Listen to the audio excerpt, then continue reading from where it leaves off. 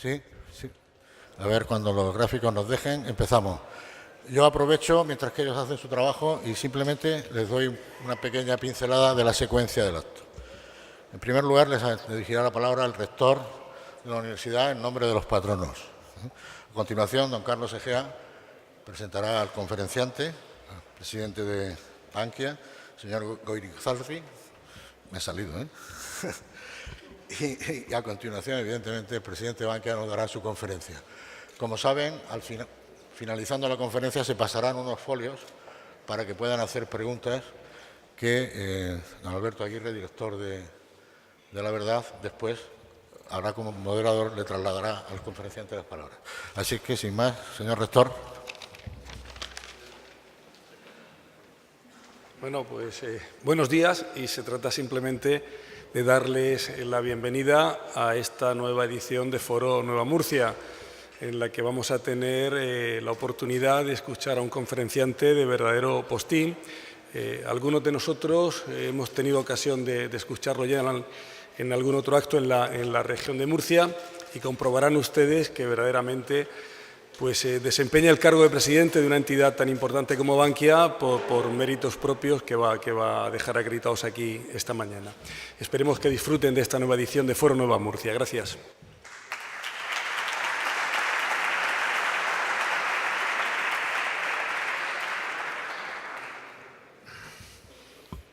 Buenos días. En primer lugar, y antes de presentar a José Ignacio Goirizarri, quiero felicitar a los promotores del Foro Nueva Murcia por esta iniciativa ya duradera, pero tan necesaria para impulsar la imagen de la región en otros sitios de España, ¿no?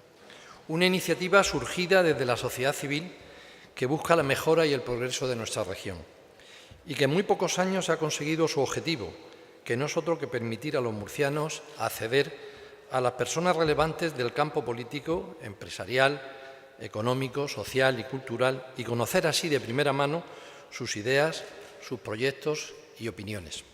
Por eso reitero mi felicitación, en este caso al presidente del Consejo hoy, José Luján, a Ricardo de Prado y a Fernando Cueto. En este foro de debate tenemos hoy la suerte de contar con la participación de José Ignacio Goirizarri, presidente de Bankia y cada vez más vinculado a Murcia y comprometido con el progreso de nuestra región y sobre todo de la integración de BMN en Bankia. Muchos de ustedes ya le conocen. No obstante, me gustaría recordar algunos de los logros más significativos de su trayectoria, destacando en primer lugar su gran formación y preparación profesional. Es licenciado en Ciencias Económicas y Empresariales por la Universidad Comercial de Deusto, donde fue profesor en el área de Planificación Estratégica. José Ignacio es además licenciado en Finanzas y Planificación Estratégica por la Universidad Británica de Leeds. Con una trayectoria profesional en el sector de las finanzas de más de 40 años, su inicio en este mundo tuvo lugar en 1977, cuando ingresó en el Banco de Bilbao, en el área de Planificación Estratégica. A partir de ahí comenzó una carrera ascendente que le llevó a la Dirección General del BBV en 1992 y del Grupo BBVA en 2001, año en el que también fue nombrado consejero delegado de dicho grupo y cargo que desempeñó hasta octubre del 2009. Tras unos años en los que permaneció alejado del mundo financiero, en 2012 aceptó el reto de presidir Bankia, una entidad que bajo su dirección ha recuperado la solvencia y la rentabilidad y también la reputación y la credibilidad. También ha sido consejero y vicepresidente de Telefónica, vicepresidente de Repsol, presidente de la Fundación España-USA, consejero de BBVA Bancomer México y de Citibank en China, entre otros. Actualmente es presidente de Bankia, miembro del Consejo Asesor del Instituto Franklin, así como vicepresidente de CECA y presidente de Deusto Business School, donde él estudió su carrera. Tras este repaso a su más que contrastado currículum profesional, me gustaría dejar constancia de otras cualidades y atributos de José Ignacio menos conocidas y que he tenido la ocasión de apreciar personalmente en los últimos meses gracias a la estrecha relación profesional y de amistad que mantenemos. De sus muchas cualidades y capacidades yo destacaría su gran calidad humana y su enorme dedicación. No duda en dedicarle al trabajo las horas del día que sean necesarias para que todo salga lo mejor posible. Es un hombre entregado a su tarea, de eso no les quepa la menor duda. También llama la atención su gran inteligencia y su innata capacidad de liderazgo. Está claro que es el líder que toda organización necesita, pero con la ventaja añadida de que el suyo es un liderazgo participativo, que deja espacio al consenso y que da voz a todo el equipo con el que trabaja. Quiero terminar subrayando que José Ignacio es además, y ya lo he dicho en otra ocasión que lo presenté, es un hombre de una enorme honestidad intelectual, profesional y personal, así como una persona cercana, próxima, que se preocupa y muestra sincero interés por todo y por todas las personas que lo rodean. Un interés en general por la vida en general, que contagia a los que tenemos la suerte de trabajar con él. Sin más, os dejo con José Ignacio Oriolzarri. Muchas gracias.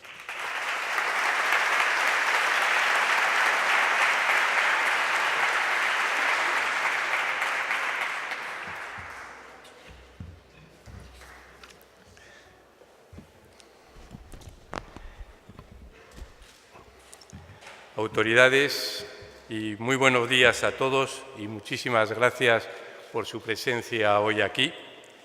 Y me gustaría agradecer, por supuesto, de forma muy especial al Foro Nueva Murcia por la oportunidad que me permite estar hoy con todos ustedes, desde luego a Ricardo y desde luego al rector y desde luego, cómo no, quiero agradecer especialmente a Carlos sus siempre cariñosas palabras.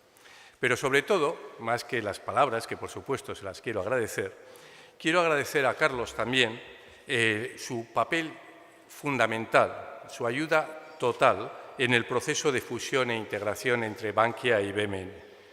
Y además quiero agradecerle también el que sea el embajador nuestro en esta región. Esto que acabo de decir lo he dicho muchísimas veces en privado, pero me hacía y me hace especial ilusión hacer este reconocimiento público hoy en un acto tan importante como este. Dicho eso, tengo que decir que para mí es un gran honor estar hoy con todos ustedes. Y es un gran honor por varias razones. En primer lugar, porque aunque son muchas las ocasiones que he venido a Murcia, a la región, desde que se anunció la fusión con BMN, este acto es muy especial para mí. Y en segundo lugar, porque quiero dejar constancia de que la región de Murcia es nuestra casa. Este territorio es una parte importantísima de nuestra historia y de nuestro presente, como estaba comentando en una reunión que acabamos de tener.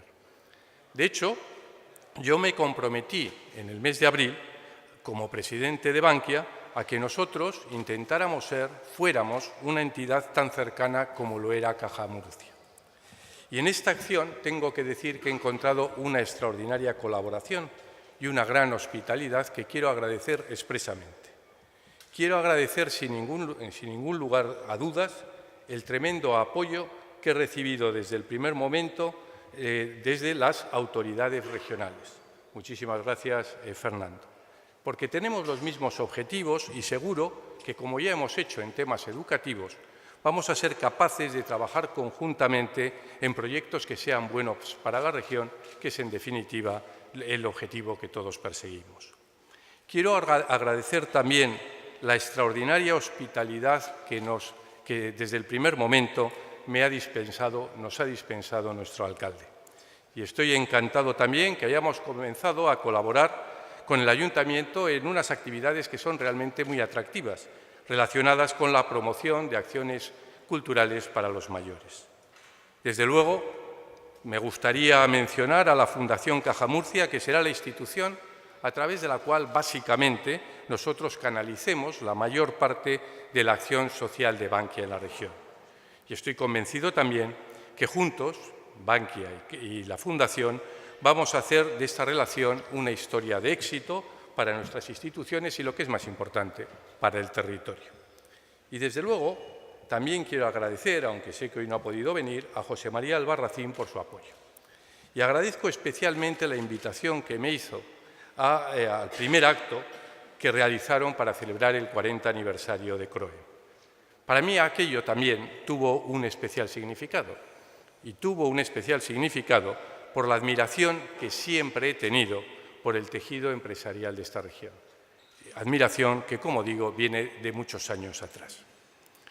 Dicho esto, mi objetivo en el día de hoy lo voy a estructurar en un doble apartado.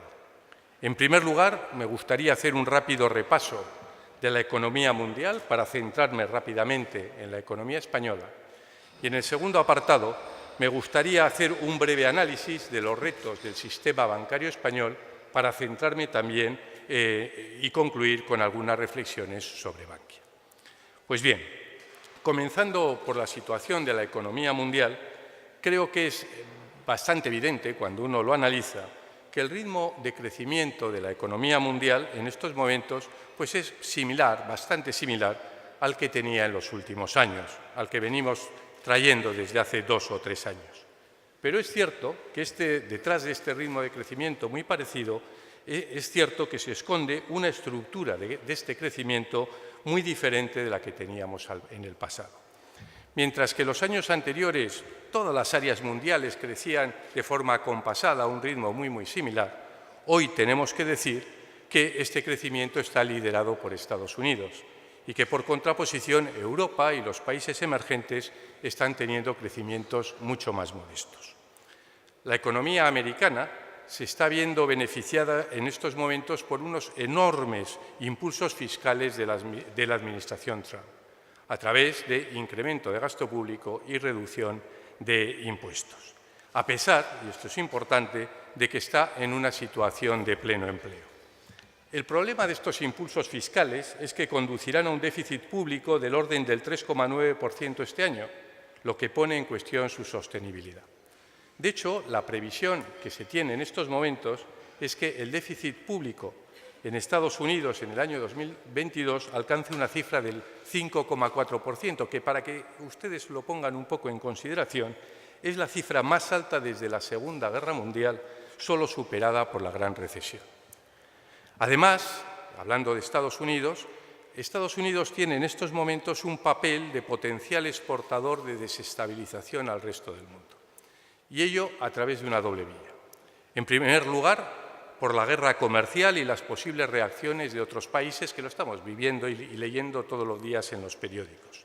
Esta guerra comercial influye especialmente en economías más abiertas, en las economías más abiertas. Y entre estas economías más abiertas se encuentra sin ninguna duda Europa, como luego comentaré. La segunda vía de desestabilización potencial es que en Estados Unidos se está dando una lógica normalización de su política monetaria, pero eso puede traer como consecuencia, está trayendo de hecho como consecuencia, incrementos del valor de su moneda, incrementos del valor del dólar, lo cual es especialmente relevante para países que están endeudados en dólares, como son los emergentes, y tiene una incidencia potencialmente negativa para ellos. Esta es la situación, digamos, global, esta es la situación de Estados Unidos, y cuando uno analiza y lo concreta más en Europa, es evidente que Europa está teniendo una desaceleración de su crecimiento, lo conocemos todos, como consecuencia de 3 factores fundamentalmente. En primer lugar, por factores políticos. El Brexit, que parece que esta noche ha avanzado, pero el Brexit es una incógnita cuyo final no está todavía definido. El otro elemento de factor político desestabilizador, sin ninguna duda, es Italia.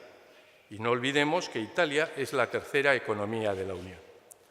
En segundo lugar, además de estos factores políticos, el siguiente elemento muy importante que afecta a la economía europea es la ralentización del comercio internacional, como consecuencia de las guerras comerciales a las que antes he hecho referencia. Y como he dicho anteriormente, Europa es una economía comparativamente muy abierta y, por lo tanto, muy afectada por el resurgir del proteccionismo.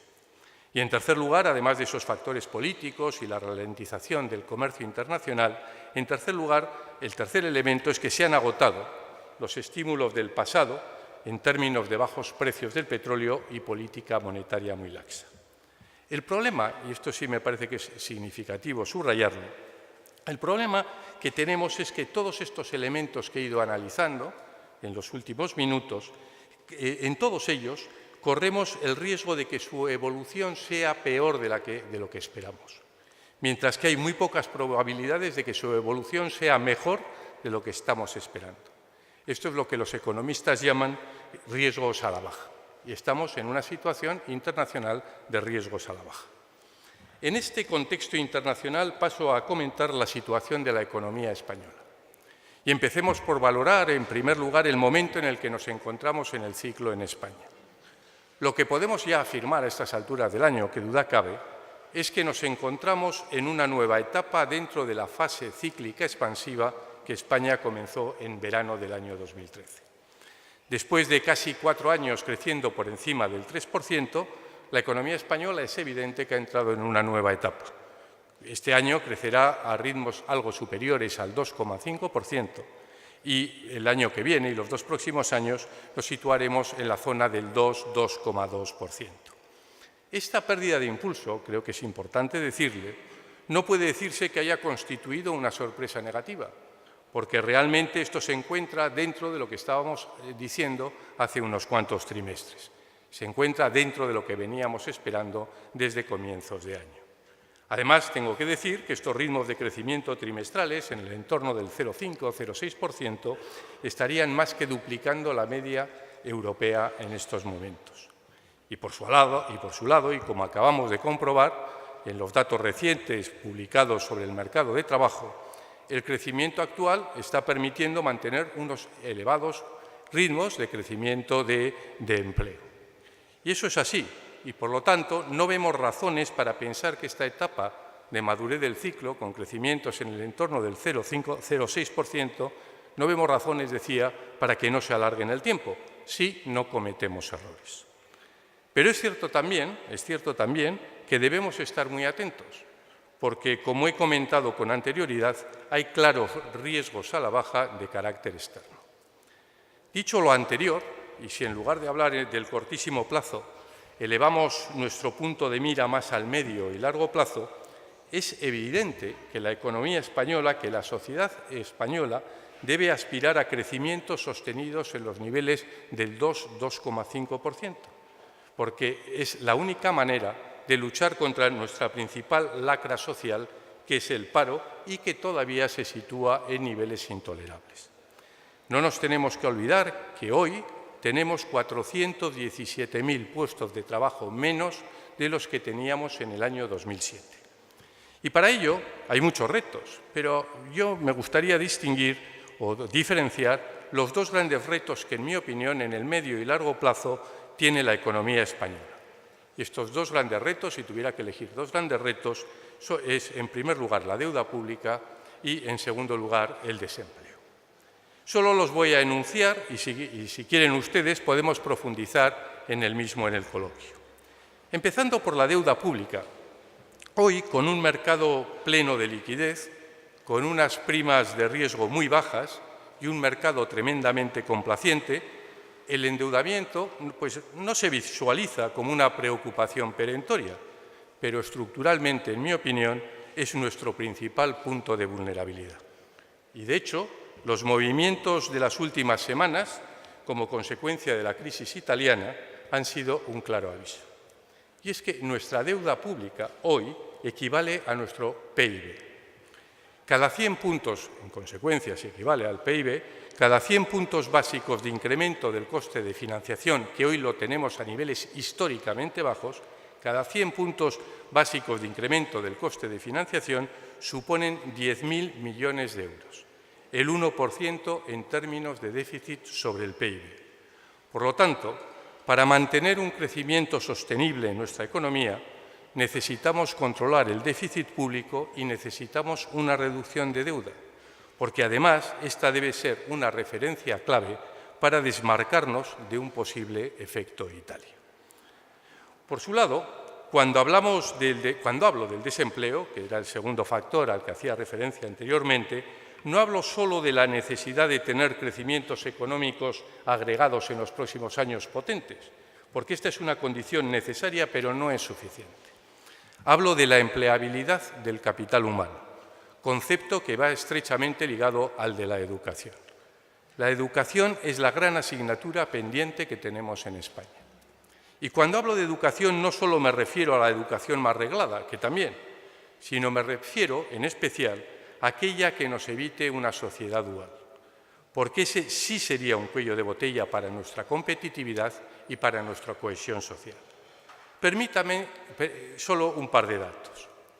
El 35% de los jóvenes entre 25 y 34 años no tienen educación secundaria, y este porcentaje duplica la media de la OCDE.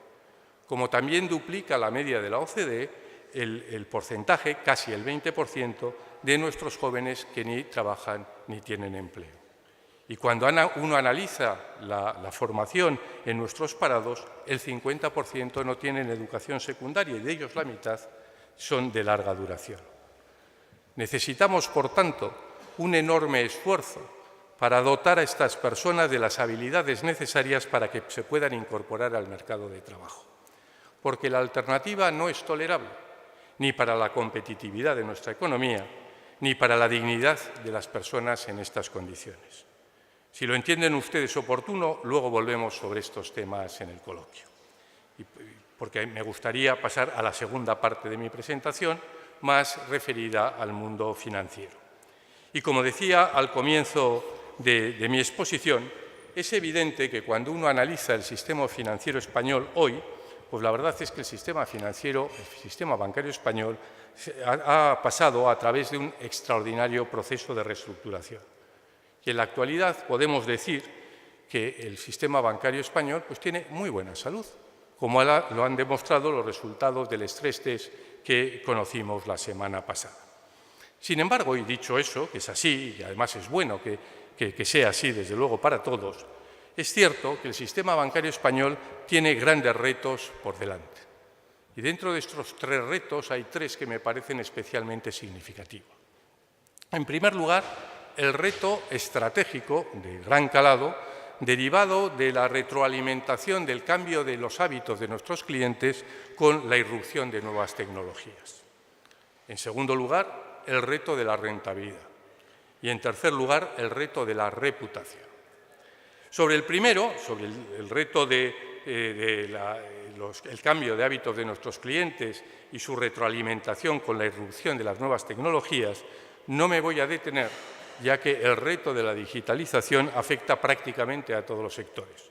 Desde luego, si lo entienden oportuno, me pongo a su disposición para profundizar en este punto en el coloquio. El segundo es el reto de la rentabilidad. Y quizá llame la atención, y además constato muy a menudo que llama la atención, que con los beneficios que en términos absolutos los grandes bancos reportan trimestralmente, estemos hablando de que la banca tiene un problema de rentabilidad. Pero la rentabilidad siempre hay que medirla en relación con los fondos propios, es decir, con el capital que la banca tiene que mantener como consecuencia de la regulación. Y de hecho, hoy, la banca está ofreciendo una rentabilidad sobre fondos propios que es inferior al coste de capital. Y esta es una situación insostenible en el tiempo. El coste de capital, en definitiva, es el rendimiento que exigen los inversores para comprar acciones de los bancos. Y digo que es insostenible porque sin una adecuada rentabilidad que debe estar por encima del coste de capital, la banca será incapaz de atraer inversores y, por lo tanto, de financiar la economía. Sobre este tema volveré posteriormente. Donde sí me gustaría incidir y detenerme especialmente es en el tercer reto que comentaba anteriormente, el de la reputación. A la reputación como sector o como entidad yo siempre le he dado una gran importancia, más allá de los acontecimientos de la última semana o de las últimas semanas. Siempre para mí ha sido un factor fundamental, porque creo que además de preocuparse sobre el tema de la imagen y la reputación, hay que ocuparse. Y por ello hay que ocuparse desde una doble vertiente. En primer lugar, escuchando lo que la sociedad nos está reclamando. Porque cuando uno escucha a la sociedad, es evidente que ésta está muy decepcionada con el funcionamiento del sistema financiero durante la crisis. La sociedad culpa a los banqueros del descenso de su nivel de vida. Posiblemente los banqueros no sean los únicos culpables, y habría que matizar qué se entiende por banqueros, que podríamos hablar de eso. Pero dejo esas discusiones para los libros de historia y prefiero hablar del futuro. Y cuando miramos al futuro, lo primero que debemos asegurarnos todas las entidades financieras, es que nuestros comportamientos responden a unos valores y unos principios claros y definidos, con la idea de que todas las personas en nuestro equipo tengan muy claro que ningún resultado ni la obtención de ningún objetivo puede justificar la transgresión de esos valores. Y esto exige, por supuesto, excelentes prácticas de gobierno corporativo. Y ello en algunas entidades, y Bankia desde luego es un paradigma, supuso un reconocimiento de errores cometidos en el pasado y el establecimiento de una clara línea de diferenciación entre el pasado y la gestión actual. De hecho, creo honestamente que la realidad hoy, en términos de prácticas de gobierno corporativo de los bancos españoles, es mucho mejor que su imagen. Ahora bien, tengo que decir también que mientras desarrollamos lo anterior, también debemos explicar a la sociedad cuál es nuestro papel, cuál es la utilidad del sistema bancario. Porque la sostenibilidad de un proyecto, de una empresa o de un sector está ni más ni menos en que la sociedad lo encuentre útil, está ni más ni menos en que la sociedad quiera que existamos. Por tanto, para nosotros es muy importante hacer ver a la sociedad que un sistema financiero sólido es necesario para asegurar un crecimiento sostenible de la economía española, que es a su vez el medio para luchar contra el paro y, en definitiva, asegurar el mejor nivel de vida, un mejor nivel de vida a los ciudadanos españoles. Y por ello creo que es muy importante explicar que el sistema bancario español compara hoy muy bien en términos de calidad de servicio con los del resto de los sistemas europeos o, si se quiere, con el sistema bancario de Estados Unidos. Y cualquiera que haya vivido fuera puede confirmar esta afirmación. Y en esta línea también creo que es muy importante recordar que los costes de financiación de las pymes españolas, si se ajustan con las primas de riesgo, son de los más bajos de Europa. De hecho, me gustaría constatar y dejar claro que hoy las pymes españolas se están financiando a tipos inferiores a los de las alemanas. Y recordar también que nuestras hipotecas, las hipotecas españolas, tienen los tipos más bajos de Europa junto con Portugal y Finlandia. El actual sistema financiero, y dentro de él el actual sistema hipotecario, seguro que tiene posibilidades de mejora, porque todo en la vida es perfectible. Pero tengo que decir que el actual sistema hipotecario ha sido muy positivo para la sociedad española y ha permitido el acceso en propiedad a la vivienda de más del 80% de la población, que, por cierto, es uno de los porcentajes más altos de Europa. Y además lo ha permitido, como he comentado anteriormente, con tipos muy competitivos, solo comparables con Portugal y Finlandia. Pero, dicho eso, además, hay que explicar que un sistema financiero sólido pasa porque sea rentable, porque si la rentabilidad está por debajo del coste de capital que requieren los inversores, tendremos un sistema que estará infracapitalizado y, por tanto, no podrá incrementar su cartera de créditos, y lo vivimos al comienzo de la crisis, y, en consecuencia, no podrá financiar a su economía, siendo un freno para su desarrollo. Por tanto, y este es un concepto, en mi opinión, muy importante, una sociedad no debe pensar que los bancos no deben ganar dinero. Los bancos deben tener una rentabilidad ajustada, porque los bancos no rentables o con rentabilidad insuficiente como para atraer capital son una rémora para la sociedad. La consecuencia de todo lo anterior es que debemos transmitir con claridad que el sistema financiero es clave para el futuro de una sociedad. Un sistema financiero que debe ser rentable y que debe ser transparente, por supuesto que sí. Un sistema financiero, en fin, en el que se encuentra su justificación final en el servicio a los clientes, porque, como a mí me suele gustar comentar con mi equipo, sin clientes no hay puestos de trabajo, ni hay salarios, ni hay legitimidad para ningún proyecto. Y yo personalmente creo profundamente en este modelo y en este futuro. Y creo además que en la actualidad no estamos tan alejados de él.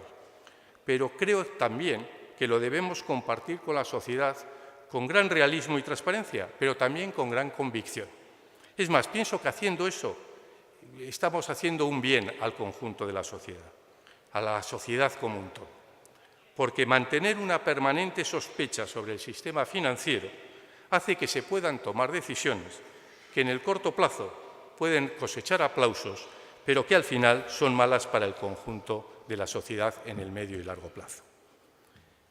Y con esto llego al último punto de mi presentación, que es compartir con todos ustedes cuál es la situación de nuestro proyecto, que lo voy a hacer brevemente. Nosotros, en Bankia, estamos inmersos en un plan estratégico que nos conduce hasta el año 2020. Nuestro objetivo en este plan estratégico es ser el mejor banco de España, que lo traducimos en 3 conceptos. Queremos que en el año 2020 Bankia sea, dentro de los grandes bancos españoles, el banco más rentable, más eficiente y más solvente. Y para ello, como comenté en la presentación de abril que tuvimos en CROEM, tenemos como referencia, en primer lugar, la satisfacción de nuestros clientes, en segundo lugar, un excelente gobierno corporativo y, en tercer lugar, un respeto absoluto a nuestros valores y a nuestros principios. Un proyecto donde el orgullo de pertenencia de nuestro equipo es la base en la que se asientan los resultados. Un orgullo de pertenencia que requiere, lógicamente, tener excelentes resultados, porque nadie puede estar orgulloso de pertenecer a un proyecto que tiene resultados mediocres. Pero realmente obtener excelentes resultados requiere un alto nivel de exigencia. Y para que un alto nivel de exigencia sea sostenible, para que sea sostenible en el tiempo, se debe conseguir una vinculación emocional en todo el equipo, lo que exige un respeto absoluto a las personas y un liderazgo que solo se legitima en el ejemplo. Porque, como solemos decir en Bankia, nadie puede exigir a un colaborador suyo algo que él no esté dispuesto a hacer. Pues bien, en este contexto, para nosotros, el presente año, el año que estamos acabando, era y es absolutamente clave. Y ello no solo por los resultados que entreguemos al final de ejercicio, que por supuesto son importantes, pero era especialmente relevante porque nuestro principal objetivo era realizar un rápido y eficaz proceso de fusión. Personalmente, he vivido más de 30 procesos de fusión en distintos países y puedo afirmar que la integración que hemos realizado este año ha sido positiva. Es evidente que estos procesos de integración en un primer momento pueden ser complicados, y lo son, y pueden generar y generan ciertas incomodidades en nuestros clientes. Por ello, quiero pedir disculpas por los inconvenientes que hayamos podido causar durante las primeras semanas de integración. Pero en un proceso de integración y fusión, la velocidad es clave, y es clave por 2 razones. En primer lugar, porque es básico que todos los clientes dispongan en toda la organización de los mismos productos y de las mismas condiciones. Y eso pasa porque los sistemas estén integrados. Gracias a la integración que realizamos en el primer trimestre del presente ejercicio, hoy podemos decir que más de 180.000 clientes en la región de Murcia no están pagando comisiones. Y, en segundo lugar, la velocidad es clave para diluir incertidumbres personales en los equipos, porque la incertidumbre crea ansiedad y no es posible gerenciar un proyecto en el que los equipos no tengan claro cuál va a ser su futuro. Y, de hecho, a finales de este mes, damos en Bankia por cerrado todo el ajuste de personal producto de la fusión. Quiero agradecer públicamente el esfuerzo y la profesionalidad de todo el equipo de Bankia en la región de Murcia. Han hecho un gran trabajo. Equipo que, como yo, solo tenemos un objetivo, y el objetivo es servirles a todos ustedes. Nuestro trabajo solo tiene sentido si ustedes consideran que les somos de utilidad.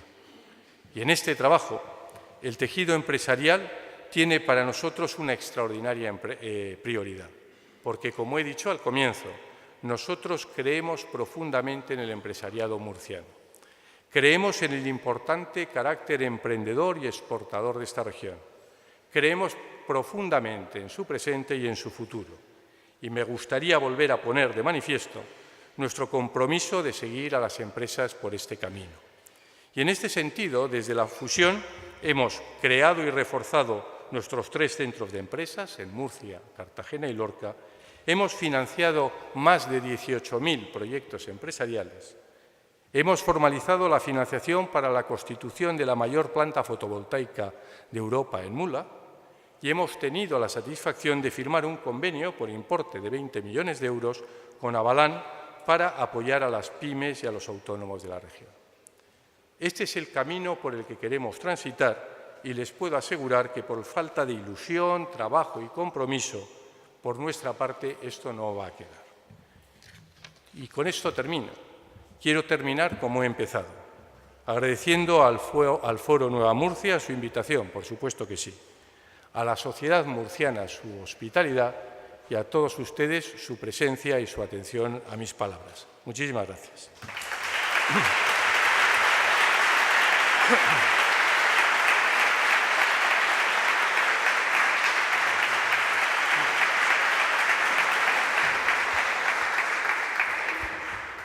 Buenas tardes. Muchas gracias, señor Goigolzarri, por su intervención, su visita a Murcia y por prestarse a responder a las preguntas de nuestros invitados. Lógicamente, la actualidad reciente de estas últimas semanas, pues obviamente suscita mucho interés también aquí en la región de Murcia, y hay varias preguntas relacionadas con el Supremo, la nueva ley de crédito inmobiliario. Voy a pasar por ese orden a preguntarle varias. Uno de nuestros invitados le pregunta, en su opinión, ¿qué va a suponer para los bancos asumir la mayor parte de los gastos hipotecarios? Se ha visto que, que ayer hubo una decisión para que, excepto la tasación, el resto de gastos hipotecarios sea asumido por la entidad financiera. ¿Y qué le parece a usted estas medidas incluidas en esta ley que está a punto de cerrarse, esta nueva ley hipotecaria? Muy bien, muchas gracias por tus comentarios. Vamos a ver, yo creo que, en mi opinión, más importante que entrar a valorar las medidas concretas, me gustaría marcar nuestra posición en este tipo de cuestiones. Y en este tipo de cuestiones, la banca, yo creo que, y desde luego en Bankia, pero creo que la banca en general, tenemos una posición muy clara. Nosotros lo que queremos son reglas claras. Queremos una seguridad jurídica clara.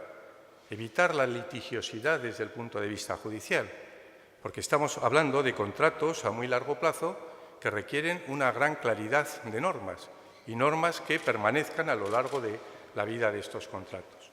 Por lo tanto, todo lo que sea clarificar, dar seguridad jurídica a la relación con nuestros clientes, para nosotros son bienvenidas con independencia de cómo se dividan los gastos, que de eso ya hablaremos posteriormente, pero la seguridad jurídica es el objetivo fundamental. También le preguntan uno de los invitados que parece que Bankia se está anticipando. Anunció que asumiría el impuesto hipotecario antes de la sentencia del Supremo y del anuncio del Gobierno de Pedro Sánchez. Y ahora adelanta también que mantendrá los precios y las condiciones de sus hipotecas a pesar del nuevo escenario y sin que en otro banco de momento haya manifestado nada al respecto. ¿Cuál es la filosofía de Bankia para adoptar esas medidas? Respecto al primer punto, creo que no dijimos nosotros eso, hasta que saliera la sentencia. Nuestra filosofía es muy clara. Nosotros pensamos que este es un tema que realmente ha creado un fuerte revuelo social y nosotros lo que creemos es que es muy importante apaciguar la situación. Desde el punto de vista de imagen, desde el punto de vista de reputación, es muy importante para la banca. ¿Y eso qué significa? Significa lo que usted ha comentado. Significa que nosotros hemos tomado la decisión de mantener las condiciones de nuestras hipotecas y asumiendo el impuesto de actos jurídicos documentados. Eso es lo que significa y eso lo hemos traducido a nuestra web. Y en nuestra web se puede ver, se puede analizar que las condiciones de nuestras hipotecas, básicamente tres. Uno, no cobramos comisiones desde el año 2016. Dos, no obligamos a formalizar ningún otro tipo de producto adicional. Y tres, los tipos de interés, esas han permanecido absolutamente estables. El TAE ha bajado porque, lógicamente, pagamos nosotros, el TAE que paga el cliente ha bajado porque, lógicamente, lo pagamos nosotros y no lo paga el cliente. Y, como consecuencia, las condiciones se mantienen, pero el TAE, que es un cálculo financiero del coste para el cliente, ha bajado. Esa es la filosofía que tenemos y es la que vamos a mantener. Desde su punto de vista, ¿cuál sería el tipo de interés que aseguraría un equilibrio entre la lucha contra la inflación, la rentabilidad de la banca, en fin? ¿Cuál sería ese tipo de interés?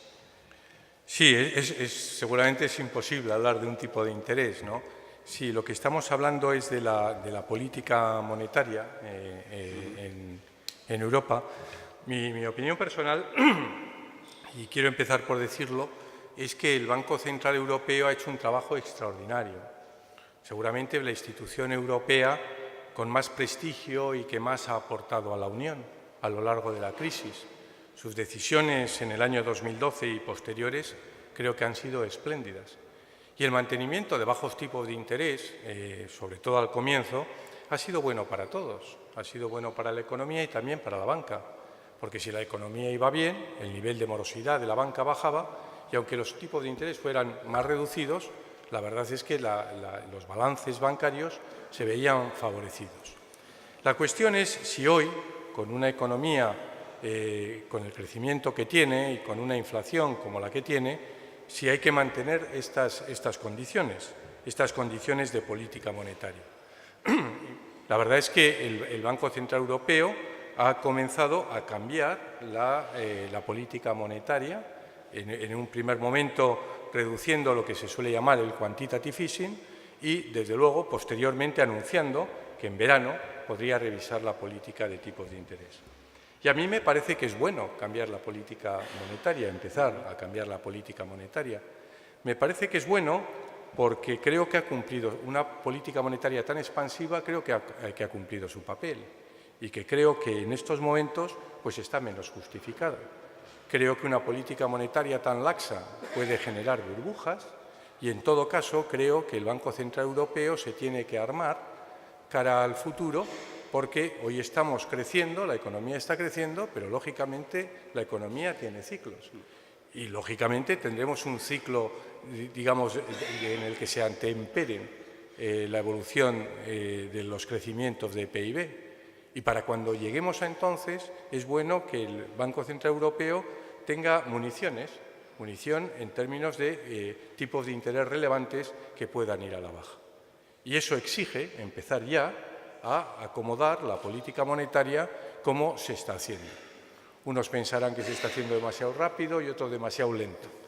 En la banca siempre pensamos que un poco lento, pero con independencia de eso también quiero dejar claro una cosa. Nosotros en la banca no queremos altos tipos de interés. Lo que no queremos son tipos de interés negativos, como tenemos en estos momentos. Pero la política monetaria creo que ha cambiado y me parece que es lógico que el camino que está siguiendo. Otra pregunta de uno de los invitados alude a un hecho muy reciente y es la insistencia de Podemos en que Bankia debe trabajar como una banca pública. Incluso ha pedido su destitución por no entenderlo así. ¿Qué opina al respecto de esa petición y de ese debate sobre la banca pública? Bueno, sobre mi persona yo creo que es lo menos relevante. Yo me incorporé a Bankia en el año 2012 en una situación muy delicada, lo he dicho muchas veces. Me parecía que por responsabilidad social lo tendría que hacer y, como he dicho muchas veces, yo estaré en Bankia mientras el Consejo y los accionistas me den su confianza. Pero la discusión sobre mi persona es muy relevante. Lo importante es el fondo del tema, el fondo sobre la banca pública. Cuando hablamos de banca pública, y esto no lo digo aquí por primera vez, lo he dicho hasta en el Parlamento, ¿cuál es mi opinión? Cuando hablamos de banca pública tenemos que diferenciar entre dos tipos de conceptos de banca pública. Uno es, como hoy, de hecho, pues Bankia es un banco público, en el sentido en que el 60% de nuestro capital está en manos del Estado. Pero Bankia tiene un mandato muy claro. Bankia tiene hoy un mandato de desarrollar, yo tengo personalmente como presidente del Consejo, un mandato de desarrollar un proyecto profesional e independiente que busque generar valor para todos los accionistas porque es la mejor manera de devolver las ayudas a los contribuyentes. Y ese es un concepto de banca pública. Otro concepto de banca pública es defender la banca pública como un instrumento de política económica. Y sobre esta segunda idea, pues yo lo he comentado muchas veces y lo vuelvo a comentar. Yo no estoy de acuerdo en utilizar un banco como Bankia como un instrumento de política económica. Sí hay huecos de utilización de un banco como instrumento de política económica en el mundo del desarrollo, de banca del desarrollo, como lo está realizando el ICO. Pero en el mundo de banca comercial, un banco con las características de Bankia, con la cuota de mercado que tiene Bankia, pues yo no creo que sea acertado. No creo que sea acertado por varias razones. En primer lugar, porque no conozco ninguna referencia sostenible en un país suficientemente desarrollado. Y en segundo lugar, porque cuando hablamos del crédito a la economía, todos estamos de acuerdo. ¿Cómo no vamos a estar de acuerdo en que hay que dar crédito a las familias y a las pymes? Si es lo que hacemos nosotros todos los días. En Bankia todos los años financiamos a las pymes y a los hogares con más de 20.000 millones de euros. ¿Cómo no vamos a estar de acuerdo? Por supuesto que estamos. Lo que me parece un concepto poco entendible es cuando se habla de que hay que desarrollar una política de crédito contracíclico. ¿De qué estamos hablando? ¿De dar créditos a aquellos potenciales clientes que la banca privada no quiere dar créditos? Eso ya lo hemos analizado, ya hemos visto lo que ocurrió. Eso se intentó desde el ICO en el año 2013. Se llamaba ICO directo. El ratio de mora fue del 80%. Bueno, y esa política me parece que es un despropósito, porque los contribuyentes españoles no tienen por qué pagar a clientes que no consiguen y que no devuelven sus créditos. Y en tercer lugar, cuando hablamos de banca pública, a mí me suele gustar recordar la poca memoria que tenemos, y valga la redundancia. Y me suele gustar recordar porque yo recuerdo muy bien cuál era la composición del Consejo de BFA cuando yo me incorporé a Bankia y a BFA. Y eso no fue hace muchos años, eso fue hace 6 años. Y eso no me gustaría que se volviera a repetir. Pero esa es mi opinión, que la defiendo y nada más. Comprendo perfectamente que hay otro tipo de opiniones, ¿cómo no voy a entenderlo? Ahora, si me lo permite, voy a añadir alguna pregunta personal. Me gustaría saber su opinión. Quería saber si a usted le preocupa de alguna forma que el populismo esté de alguna manera permeando también las decisiones de política económica hasta el punto de que hay una reacción en cadena, no solamente en redes sociales, sino también de los partidos políticos en torno a la banca, ¿no? La banca gana la banca, se dice, ¿no? Cuando se habla de un impuesto que no lo recaudaba la banca, sino las haciendas autonómicas, ¿no? Todo este asunto que hemos visto durante estos 15 días, al margen de lo que puede ser la imagen en la que queda el Tribunal Supremo con el tema de las hipotecas, sus rectificaciones, ¿a usted le preocupa lo que ha visto? Antes ha hablado del tema reputacional, pero ¿le preocupa realmente lo que estamos viendo o no? Bueno, yo distingo dos cuestiones, ¿no? Distingo, por un lado, el impacto en nuestra imagen, en la imagen de la banca, y, por otro lado, las connotaciones políticas. Respecto al tema político al que usted hacía referencia, a mí no me gusta pronunciarme, porque me parece que esa es una elección de los ciudadanos españoles y ellos tienen que tomar las elecciones, los ciudadanos tenemos que tomar, yo como ciudadano, tenemos que tomar las decisiones que entendamos oportunos y elegir a nuestros representantes. Y no me gusta pronunciarme sobre eso, porque creo que no tengo ningún título para pronunciarme sobre esa cuestión. Cuestión diferente es sobre el otro aspecto, el impacto que ha tenido en la banca, en la imagen de la banca, en la reputación de la banca, todo este tumulto que se ha organizado alrededor de la JD. Y a mí, sin extenderme, de forma muy breve, sí me gustaría comentar cuál ha sido la posición de la banca, que sin comerlo ni beberlo realmente nos hemos encontrado con un tema reputacional ciertamente complejo. La situación de la banca, el comportamiento de la banca se caracteriza por haber seguido la ley estrictamente. Nosotros estamos siguiendo una ley que viene de 1990 y tantos, 20 y tantos años con la misma ley. Ley que, por otra parte, había sido ratificada por pronunciamientos de la jurisprudencia de forma permanente y constante. Es más, para nosotros era un dato, sin más. La ley decía que el sujeto pasivo del impuesto de actos jurídicos documentados era el cliente y lo único que hacíamos nosotros, que no nos quedábamos con ningún euro, era coger el dinero del cliente y pasárselo a la hacienda local. Y nosotros nunca jamás nos hemos quedado con ningún euro, ni ningún céntimo de euro, ni hemos tenido nada que ver en esto. Hemos seguido la ley estrictamente. Como consecuencia de una posición del Tribunal Supremo, el Tribunal Supremo define una sentencia y una sala del Tribunal Supremo define una sentencia en la cual se cambia toda la jurisprudencia que había tenido lugar, que había estado en vigor a lo largo de los 20 y tantos últimos años. Bueno, y como consecuencia de eso, además, el Tribunal Supremo decide que quiere reanalizar esa sentencia. Y 2 días después vuelve a la situación que teníamos a lo largo de estos 20 y tantos años. ¿Cuál ha sido la posición de la banca mientras esto ocurría? Pues de mero espectador. Hemos seguido la ley al principio, seguíamos la ley cuando había discusión y finalmente el Gobierno toma la decisión de proponer un proyecto de ley al Parlamento diciendo que el sujeto pasivo a partir del sábado pasado va a ser la banca y no el cliente. ¿Cuál es nuestra posición? Perfecto. Seguimos la ley y el lunes mismo nosotros estábamos en una situación en la cual cada vez que hay una hipoteca, lógicamente nosotros como sujeto pasivo somos los que pagamos el impuesto de actos jurídicos documentados. Y esa ha sido la situación de la banca. La banca a lo largo de todo este periodo hemos asistido realmente como espectadores a unos cambios y unos movimientos cuando nosotros lo único que hemos hecho antes, durante y después de la sentencia del Tribunal Supremo y de la aprobación por parte del Consejo de Ministros del decreto ley, lo único que hemos hecho en todo momento es seguir y respetar escrupulosamente la ley, que por otra parte es nuestra obligación. Pero es lo único que hemos hecho. Lo único que hemos hecho. No hemos hecho más. La Unión Europea tiene muy claro que la banca tiene que ser rentable. De hecho, las exigencias de capitalización pues, han sido crecientes en los últimos años. Los test de estrés continuos así acreditan esa preocupación.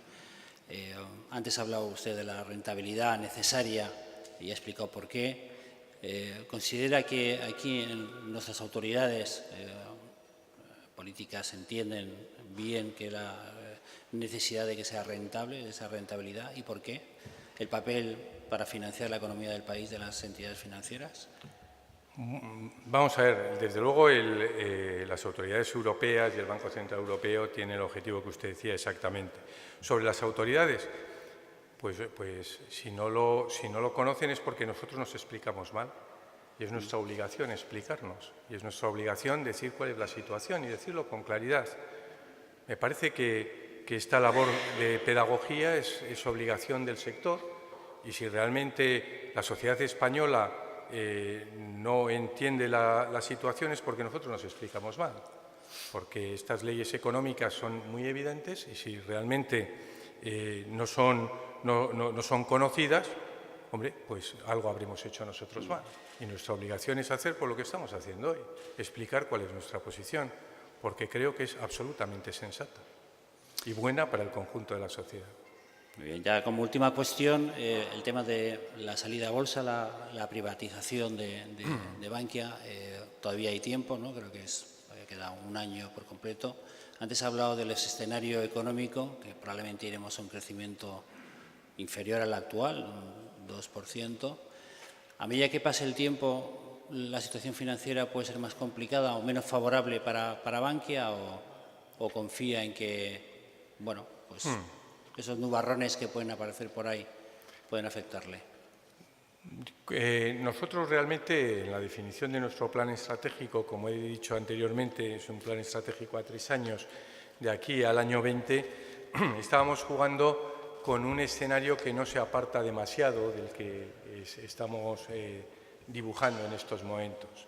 De hecho, para nosotros, desde la perspectiva de rentabilidad, es muy importante la evolución de tipos de interés. Como he dicho anteriormente, nosotros no estamos esperando crecimientos muy fuertes de tipos de interés, simplemente que salgan de la zona negativa, ¿no? Y ciertamente, en ese contexto en el que estamos visualizando el plan estratégico, que coincide, insisto, básicamente con el entorno que estamos viviendo en estos momentos, nosotros estamos visualizando a Bankia en el año 2020 consiguiendo nuestro objetivo de rentabilidad sobre fondos propios de doble dígito, que en definitiva es conseguir una rentabilidad sobre fondos propios que compense a los inversores el coste que nos impone en términos de coste de capital, ¿no? Y ese es el entorno en el que nosotros estamos trabajando. Muy bien, muchas gracias, señor Goyri-Golzarri. Gracias por responder las preguntas y por visitarnos a Murcia y participar en nuestro foro. Gracias. Bueno, muchas gracias, un placer.